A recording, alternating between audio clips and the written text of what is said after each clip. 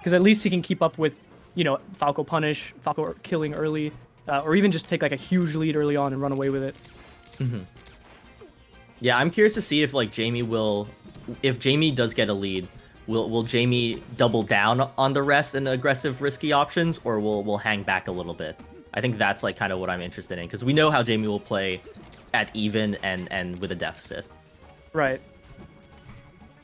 So far, Levingy, pretty commanding lead on this first stock. I mean, it doesn't seem like much, but at 81%, Puff is very vulnerable. It's not gonna do it, but very good spot for Levingy. Taking it slow, going back to the center. And well spaced for sure around Puff here. Yeah, Levingy's playstyle is so good against Puff, man. Like, but it doesn't matter how good. Oh man, okay. Okay, that was insane. That was quite a read actually on that second back air. Reading that Levingy was just gonna fall down and actually going for the second back air there is quite risky as well. Oh, the shield is looking like Skittles right now. Yeah, he gets hit by a bear. We're even, but this is crazy. I mean, Levingy controlled neutral for 90% of that first stock. Yeah, and good awareness by Levingy to DI that up throw there. That was a really scary situation to be in, but managed to get out of there unharmed.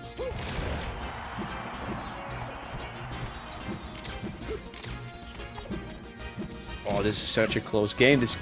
I think this might just go to game 5, man. The way they're playing right now. Yeah, it's very possible, and it'd be a huge win for Jamie, but Levingy not having it. Just puts out that downer and steals the stock. That was such a big call out.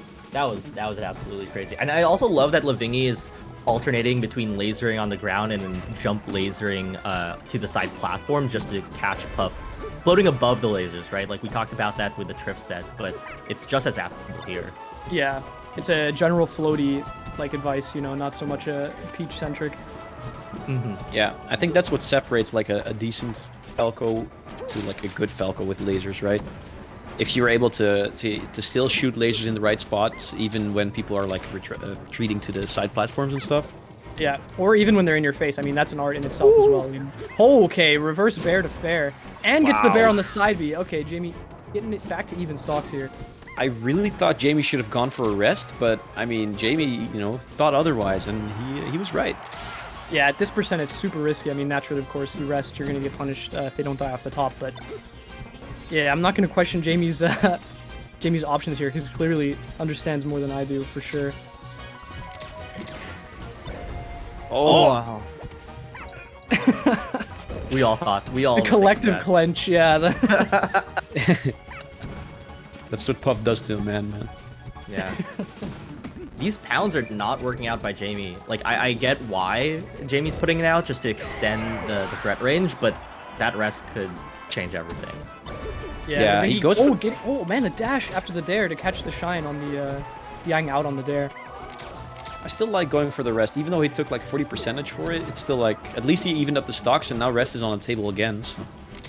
Yeah, and if there's one thing we know Jamie's good at, I like this, going side platform, avoiding the lasers. Really good. In the effort of trying to find the scrap, ends up eating some damage for a laser as well. Oh, Levingy backing off there. That was scary. That could have been a bad chase if he had pursued. Oh, this is scary.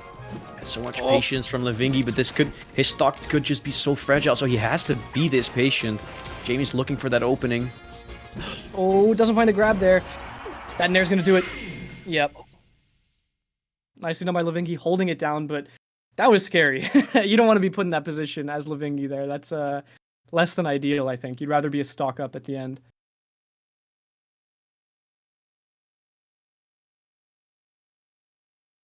So I guess we're going Dreamland. Would make sense. Yeah, right? I guess we are. I think this is very scary though. I mean, like you really saw Jamie's potential here to take games off Levingy. This could have gone either way, and there were some very close calls with like Jamie almost getting the opening he needed for him to get like an explosive punish. But Levingy's patience is just, you know, shining through all of that. Yeah, the grab at the end there was crucial, I think. Defining moment when that grab missed. Because that's like, even if you don't get the rest, I mean, the grab was under the left side platform, so you could very easily tech chase from there, get more grabs, get more damage even. Oh, okay, well. Good deal. Yeah, and you're mentioning Levingy's like patience and stuff like that. I also am impressed with Levingy's just spacing outside of Puff's threat range. I think that's one of the most confusing things about Puff is the threat range is kind of like a triangle from whenever like point she's floating. And we see the pound to miss edge guard. That's unfortunate. Oh, and a reversal. Yeah, crazy reversal. Oh wow, great recovery actually. He's gonna live this maybe. He will. Yeah, he did. Wow. So both players dropping an edge guard there. That could have potentially been a lead. But yeah, I agree with what you were saying about the space.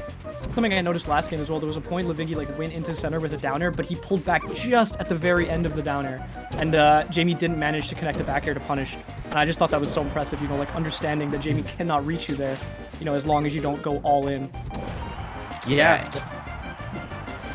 Yeah, I mean, as I was saying, like that spacing is so crucial, and that's why Puff's pound, right, is just to extend it a little bit. But the fact that like the pounds didn't even hit Levingy just shows the spacing awareness. Yeah. That should do the stock though. There it is, back to even. So, I mean, on this counter pick, you really want to kind of get a firm lead early on. You don't want to have to worry about clawing back at the end of Dreamland.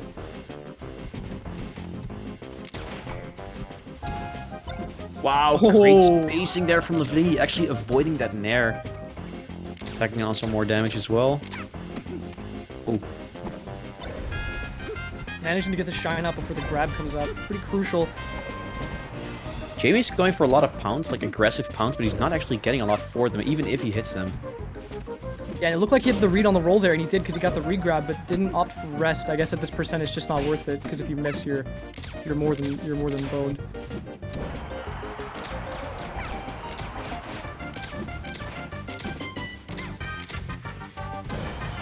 Wow, the spacing from Levingy, man. I'm always so impressed by his spacing. Like, it's crazy. His shield stop game as well. Yeah, and unfortunately with the high ceiling, that shine's not going to do much.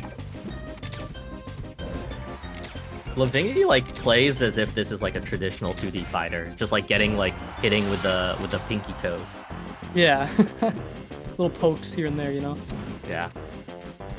And again, just gets the bear, backs off completely. Doesn't want to deal with Puff at low percent in that situation. Yeah, unfortunate for Jamie, he got the Phantom there. Oh, Jamie was ready for that. And the up smash, again, high ceiling, not going to work out here. Yeah. Up smash, not a great kill move in general versus fast fallers. Oh, doesn't get the punish there. Kind of weird spacing for the side B, so I guess Jamie was tripped up by that. Oh, and Levingy clipped the platform. He manages to make it back again. Jamie is having a lot of trouble covering the ledge option. He's expecting Levingy to go up or over every time. Oh my gosh. Phantom? Phantom? Yeah, what the hell? Dude, Levingy's calling Jamie's drift ins really, really well. Like, even if it misses, like, it's generally in the right direction.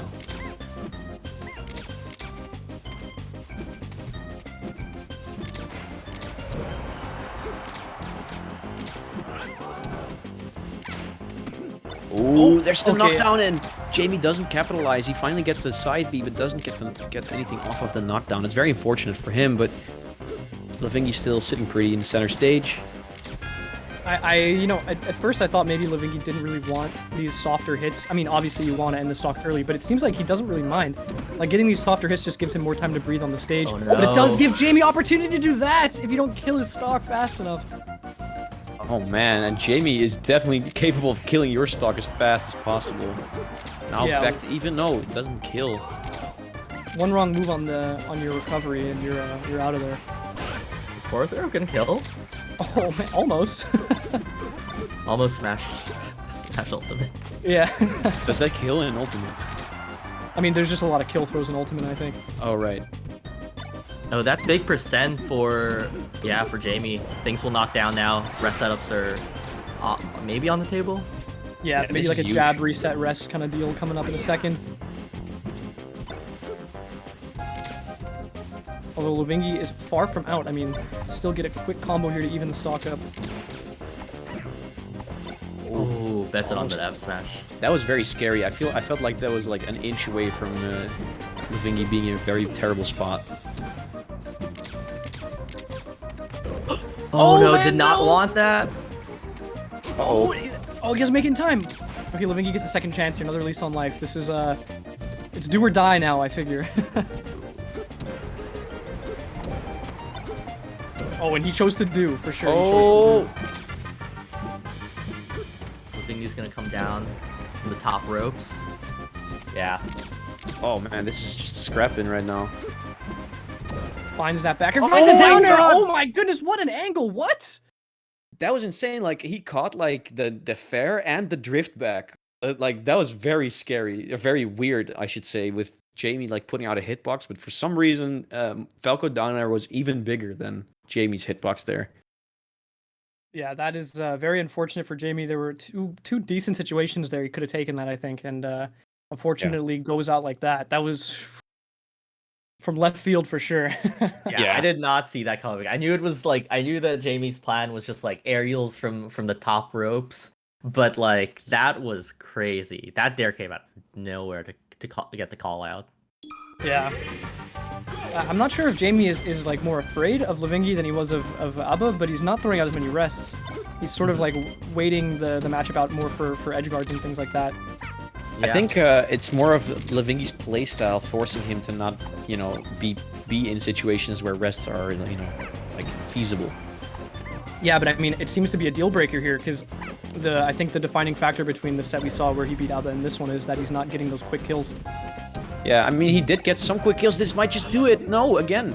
Yeah, that's what I'm talking about. It's weird. Like, he's not so so keen on throwing it out. I guess in that case, at lower percent, you're not so certain it's going to kill. But even then...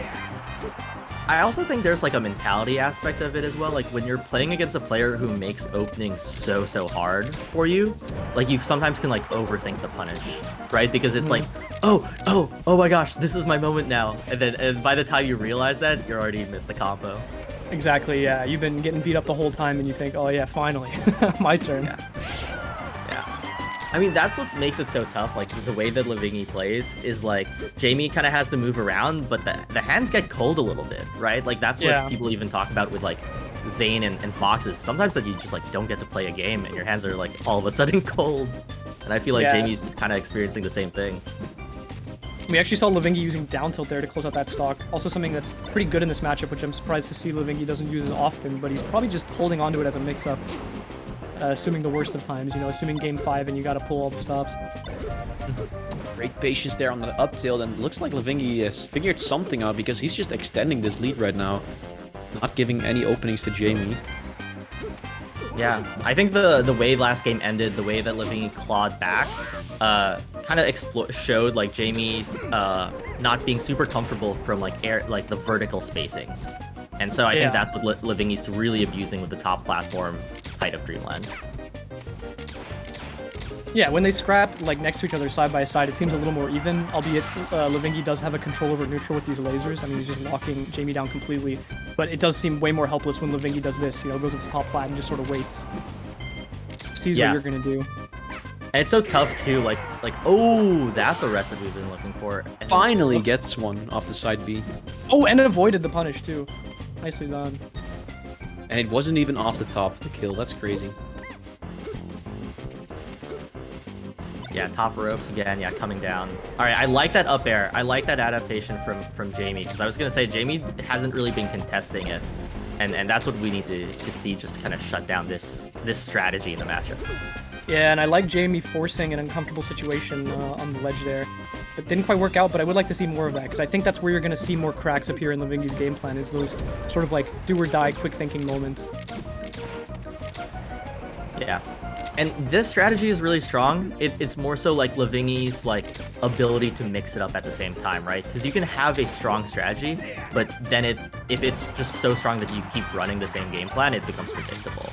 Yeah. So I'm really looking for Levingy to maybe switch it up in the next stock or two. Oh, and doesn't find a punish there. That would have been a good one, but that's a rest. Oh. And it's off the top too. He lives. Oh man, Jamie in a very good spot right now. This is the first time he actually takes the lead this set, so this is good for him. This is more or less how I expected game 2 to go, but Levingy just coming down, getting that kill. Back to even. This is pretty much what we saw last game too, and Levingy played it really smart. Down smash, that was a miss input probably, but he finds the rest there? Goodness, Oh my... What? Okay, we got a game on our hands. We got Yeah. a set. Casper, how do you feel seeing that as an advocate for how broken it is that Falco can move so quickly out of his side B? How do you feel about what you just saw? That was disgusting. I feel disgust. Nausea, excitement as well a little bit. It's a double Fear. feeling. I'm scared. Yeah, I'm I feel scared. fear. Please. Jamie, no. Oh no, he is coming home. Oh no. Yeah. Oh my gosh. But seriously, that was great adaptation from Jamie to make it like on the spot, because I think it could have been a situation where it would have been a little bit too late. But especially that second rest, going all the way up and calling it out with the up air rest was really good. Levingy now needs to bring something new to the table. I'm thinking this counter pick is going to do some wonders as well, just closing down the space. Yeah, we saw how effectively, like, oh my god, Levingy was closing out stocks against Triff off the top with Shine, and I think he's very good at that in general, so if he can do that against Jamie as well. It's tricky though. It's one of those situations where you think like, maybe he's not locked in here with me. Maybe I'm locked in here with him. You know. Oh man, the shield though. We might see a shield break for this set. Jamie's willingness to hold shield is both good and bad, and then we'll find that out. As Puff especially, I mean, it's so much more of a risk. Oh, that was a great pickup though. Alright, so I know Yoshi's is a good stage, it's smaller, it makes sense, but the fact that the top platform is now lower, Jamie can scrap a little bit better against the vertical spacings now. No, exactly. That's what I was alluding to with the being trapped in here with him, because again, like, you're gonna get killed early too. We saw some opportunities on Dreamland where maybe Jamie would have killed early if it hadn't been such a big stage. So you really gotta watch out for that. Yeah, and that up tilt rest was a prime example of Jamie's exploit. Yeah, you locked in there with Jamie instead, but yeah, in neutral, I think Jamie might just have a little bit easier time here than on Dreamland. Oh, the shine up the top closes it out at 50. All right. Yeah, that's exactly what I meant. I mean, we saw it earlier versus Triff as well, so why not just use the same strategy against Puff? Exactly. Getting some damage with the twinkle toes. Oh, another shot off the top node. Yeah, that was a difficult one though. He had to like wave land on the floor first, on the ground. Yeah, that's the difference between you and me. I don't underestimate Levingy. Well, he didn't make it, so.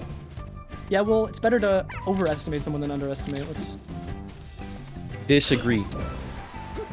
But anyway. Let's not fight in front of the kids, guys. Guys. Please. We have like at least 5 arguments per block. It's no big deal. I know. Oh, there we go. These pounds have not been working out. That's been since game 1. These pounds have Levingy's just locked and loaded for them. Oh man. Yeah, Levingy's just commanding neutral so much right now. All Levingy has to do here to kind of like secure his spot a little easier is just get Jamie to kill percent. I mean, once he's in kill percent, rest kind of off the table. Not entirely, obviously, but it's a lot more comfortable position to be in. Yeah, and technically Puff is already in kill percent with him being at 50% and Shine off the top killing very early. Yeah, true.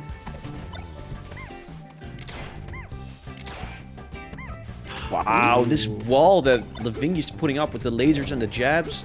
Oh, and spacing, just waiting for that forwarder to come out, and the downer through the platform will end the set 3-1 for Levingy.